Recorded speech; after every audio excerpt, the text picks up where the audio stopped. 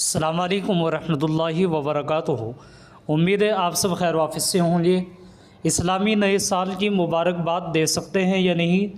کیا اسلامی نئے سال کی مبارکباد دینا صحیح ہے یا نہیں؟ اس سلسلے میں آپ حضرات کے سامنے میں دو فتوے پیش کر رہا ہوں، جن میں سے ایک مادر علمی دارالعلوم دیوبند اور دوسرا بن نوری ٹاؤن کراچی کا فتویٰ ہے۔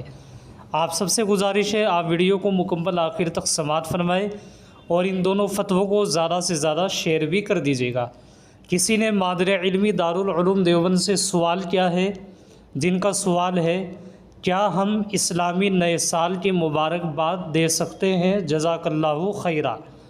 اس کا جواب یہ ہے بسم اللہ الرحمن الرحیم۔ نئے اسلامی سال یا مہینے کی آمد پر مبارکبادی دینا مباح ہے، البتہ ہمیں مبارکبادی دینے کے بجائے اس موقع پر اس دعا کا اہتمام کرنا چاہیے جس کا حضرات صحابہ کرام اہتمام کیا کرتے تھے، اور وہ دعا یہ ہے اللہم ادخلہ علینا بالامن والایمان والسلامتی والاسلام ورضوان من الرحمن وجوازم من الشیطان۔ یہ دعا ہے جس کا اہتمام ہم سب کو کرنا چاہیے۔ یہ تھا مادر واللہ تعالی عالم دارالفتاء دارالعلوم دیوبند، یہ تھا مادر علمی دارالعلوم دیوبند کا فتویٰ۔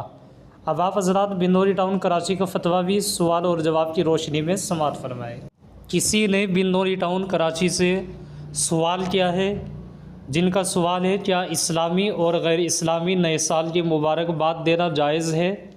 یہ تھا سوال۔ اس کا جواب یہ ہے سال کے آغاز کے موقع پر مبارکباد دینے کا شریعت میں ثبوت نہیں، البتہ عبادت یا ضروری سمجھے بغیر اگر کوئی مبارکباد دے اور خیر و برکت کی دعا کرے تو حرج نہیں، البتہ نئے اسلامی سال کے شروع میں درج ذیل دعا پڑھنا بعض روایات سے ثابت ہے، لہٰذا ہر مہینے کا چاند دے کر اور قمری سال کے آغاز میں یہ دعا پڑھنی چاہیے۔ یہ وہی دعا ہے جو میں نے آپ حضرات کے سامنے پڑھ کر کے سنائی ہے۔ آپ حضرات ان دونوں فتووں کو آگے شیئر کر دیجیے گا۔ السلام علیکم ورحمۃ اللہ وبرکاتہ۔